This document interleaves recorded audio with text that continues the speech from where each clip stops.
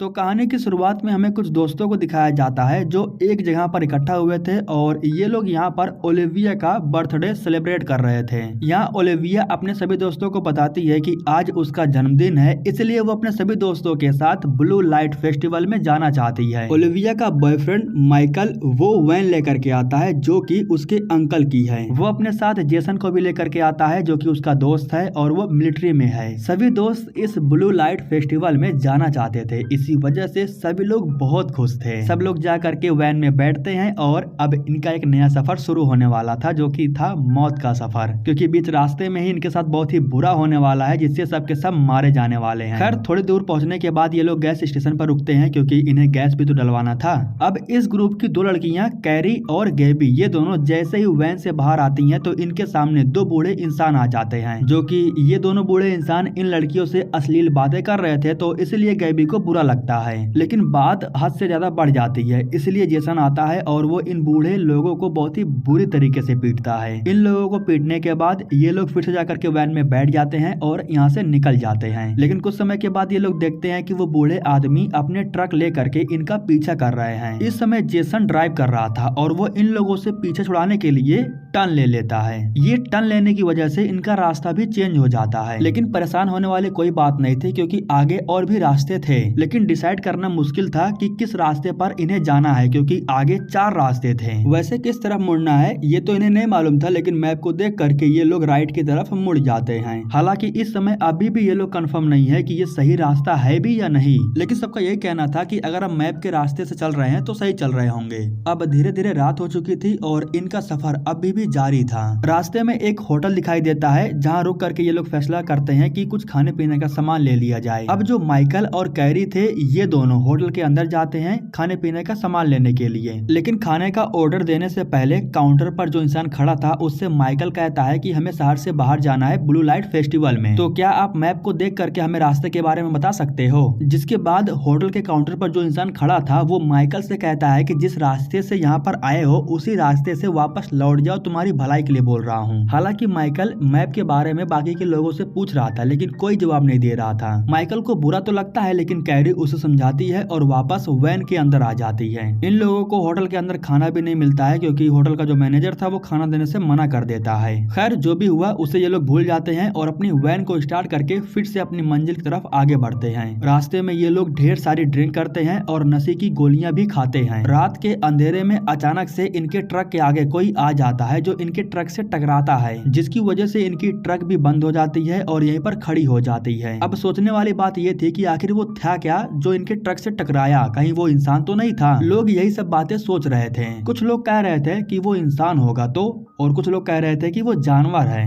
क्योंकि इतनी रात में इंसान यहाँ पर कहाँ से आएगा और क्यों आएगा। फिलहाल जो भी हो अभी इस समय इन लोगों को वैन के बाहर किसी न किसी को जाना ही होगा क्योंकि वैन बंद हो गया था और वो स्टार्ट नहीं हो रहा था। तो फिर माइकल ये डिसाइड करता है कि वो वैन के बाहर जाएगा और उसे ठीक करेगा। अब माइकल एक टॉर्च को लेकर के बाहर जाता है और वैन के इंजन को चेक करने लगता है। ज्यादा कुछ समस्या नहीं हुआ था, थोड़ा बहुत इधर उधर करने के बाद वैन ठीक हो जाती है। लेकिन समस्या तब आती है जब माइकल को वैन के पीछे से एक अजीब आवाज सुनाई देती है। माइकल जैसे ही वैन के पीछे जाता है तभी ओलिविया कुछ ऐसा देखती है जिससे उसकी रूह कांप जाती है। वो इतना खतरनाक था कि उसे सदमा लग जाता है, इसीलिए ये लोग उसे पकड़ करके नीचे लेटा देते हैं। सदमा लगने की वजह से वो बेहोश हो गई थी। अब इन्हें कोई बताने वाला है नहीं कि आखिर बाहर क्या चीज है और माइकल के साथ आखिर हुआ क्या। अब माइकल बाहर था और इन लोगों को बाहर की तरफ से बहुत अजीब अजीब आवाजें सुनाई दे रही थी। जेसन अपनी गन लेता है और उसे लेकर के बाहर जाने लगता है क्योंकि वो माइकल को जा करके ढूंढना चाहता था।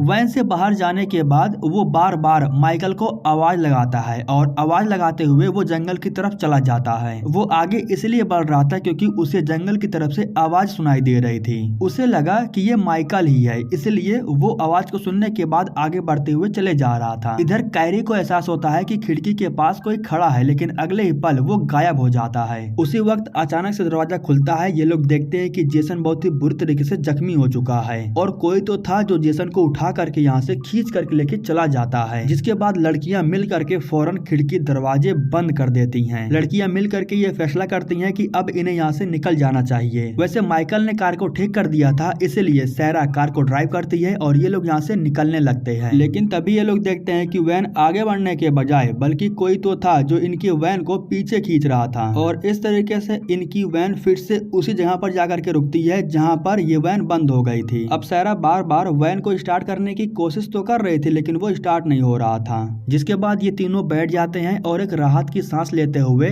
बात करते हैं। यहाँ पर जो गैबी थी वो इन लोगों से कहती है कि हो सकता है कि ये लोग हमारे ऊपर प्रैंक कर रहे हों, वैसे भी ओलिविया एक्टिंग करने में माहिर है, ऐसा भी हो सकता है कि जेसन, माइकल और ओलिविया ये तीनों लोग मिल करके हमारे साथ प्रैंक कर रहे हैं, ये लोग हमारे साथ मिल करके प्रैंक कर रहे हैं और उस प्रैंक के रिएक्शंस को ये लोग सोशल मीडिया पर डालने वाले हैं। अब इन लोगों को ये प्रैंक इसलिए लग रहा था क्योंकि माइकल, ओलिविया और जेसन ही ये लोग इसी में फंसे हुए थे, तो इसी वजह से इन्हें लगता है कि ये लोग हमारे साथ मिल करके प्रैंक कर रहे हों। अब इस प्रैंक को खत्म करने के लिए ये लोग भी मिल करके एक प्लान बनाते हैं। गैबी अपने फोन के कैमरा को स्टार्ट करती है और जो सायरा थी वो एक सिगरेट लेकर के उसे जलाती है। दरअसल इन लोगों को मालूम था कि ओलिविया को धुएं से एलर्जी है, धुएं को सूंघने के बाद वो उल्टियां भी कर देती है, तो इसीलिए ये लोग ओलिविया के सामने स्मोक करते हैं ताकि अगर वो नाटक भी कर रही होगी तो वो उठ जाएगी। लेकिन जब ये लोग स्मोक करते हैं तब भी वो कोई हरकत नहीं करती है।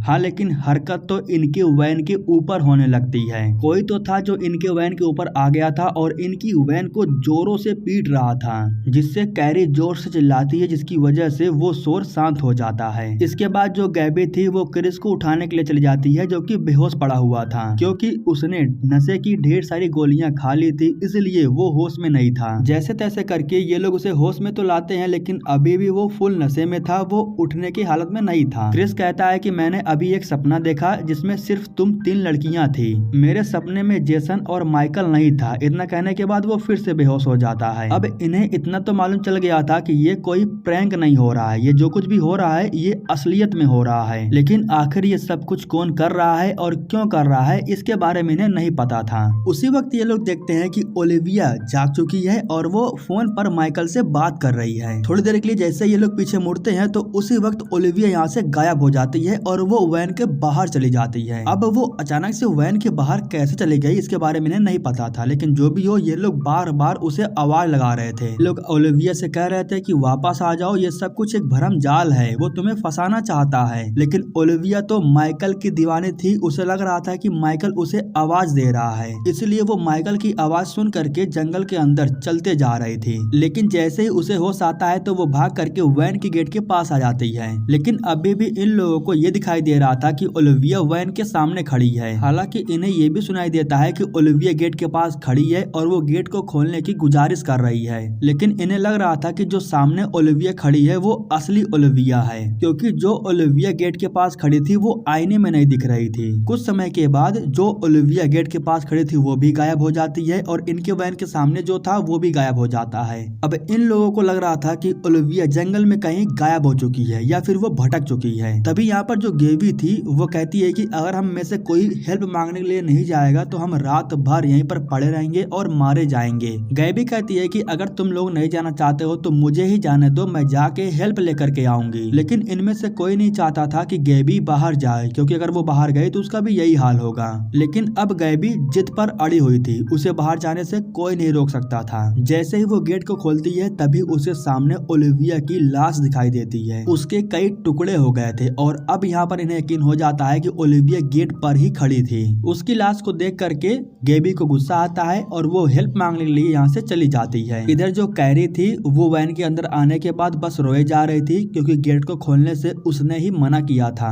अब इस वक्त वैन के अंदर कैरी और सायरा थे, जो वैन के दरवाजे खिड़कियों को अच्छे से बंद कर देते हैं। ये लोग जब बैठे हुए थे तभी अचानक से वैन के अंदर की लाइट कट हो जाती है। इसके बाद जब ये लोग कैंडल को जलाते हैं तो वो भी बुझ जाता है। ये लोग फिर से कैंडल को जलाते हैं, कोई उसे फिर से बुझा देता है। तभी अचानक से टीवी ऑन हो जाता है और ये लोग खुद को टीवी के अंदर देखते हैं। उसी वक्त अचानक से लाइट आ जाती है और जो क्रिस था वो भी जाग चुका था, उसका पूरा नशा उतर चुका था और अब वो पूरे होशो हवास में था। वैन के अंदर जब उसे कोई दिखाई नहीं देता है तब वो इन लोगों से पूछता है कि आखिर सब के सब गए कहाँ पर। अब ये लोग क्रिस को बताते हैं कि सब के सब मर चुके हैं, सिर्फ हम ही जिंदा हैं, जिसको सुन करके वो जोर जोर से हंसने लगता है, क्योंकि उसे लग रहा था कि ये लोग मजाक कर रहे हैं। ठीक उसी वक्त फिर से इनके वैन के ऊपर हमला होता है और कोई इनके वैन को जोर जोर से पीटने लगता है। ये लोग क्रिस को बताते हैं कि बाहर जो कुछ भी है वो हर वक्त हमारे इस वैन के ऊपर हमला कर रहा है। जब ये लोग क्रिस को बताते हैं कि वैन चालू नहीं हो रहा है, जिसके बाद क्रिस कहता है कि तुम टूल ला करके दो, मैं उसे ठीक कर सकता हूँ। दरअसल क्रिस एक मैकेनिक है, लेकिन इन लोगों को इसके बारे में नहीं पता था, क्योंकि क्रिस ने कभी इन सब बातों का कोई जिक्र ही नहीं किया।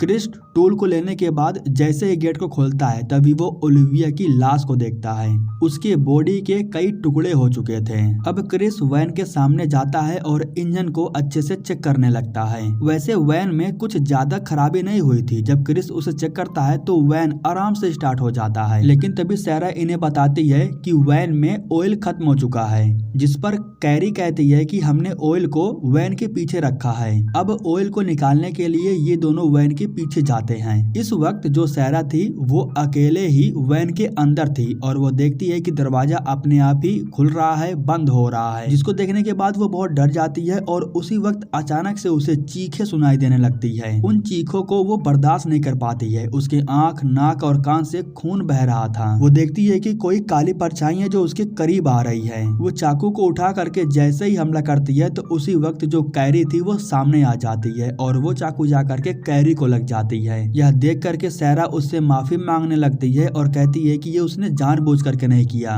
उसी वक्त गेट भी बंद हो जाता है और क्रिस बाहर ही रह जाता है। वो इन लोगों से गेट को खोलने के लिए कह रहा था, लेकिन तभी इन लोगों को सामने की तरफ एक कार दिखाई देती है। इन लोगों को लग रहा था कि वो गैबी है जो हेल्प लेकर के आई है। क्रिस उस कार के सामने चला जाता है और उस कार को रुकने के लिए बार बार गुजारिश करने लगता है, लेकिन जब वो कार जैसे ही क्रिस के काफी करीब आ जाती है तो उसी वक्त वैन की लाइट भी बंद हो जाती है और चारों तरफ अंधेरा हो जाता है। अब वो कार क्रिस की तरफ काफी स्पीड से आ रही थी और क्रिस भी अपनी जान बचाने के लिए भागता है और आकर के वैन से टकरा जाता है, जिसकी वजह से क्रिस की मौत हो जाती है। क्रिस की मौत हो जाने के बाद अब सिर्फ सैरा और कैरी ही बचे हुए थे। ये दोनों वैन के अंदर बैठ जाते हैं और सुबह होने का इंतजार करने लगते हैं, लेकिन तभी अचानक से सैरा को पता नहीं क्या हो जाता है। वो कैरी के गले को दबाने लगती है। शायद वो सपना देख रही थी या फिर इस चीज को इमेजिन कर रही थी, क्योंकि उसी वक्त सैरा भागते हुए आती है और वो कैरी को शांत कराती है। वो कैरी से कहती है कि सब कुछ ठीक है, तुम्हें घबराने की कोई जरूरत नहीं है, लेकिन तभी सैरा अचानक से फिर से चाकू ले करके कैरी के ऊपर हमला कर देती है। उसी वक्त अचानक से वैन के अंदर धुआं फैलने लगता है। उसी वक्त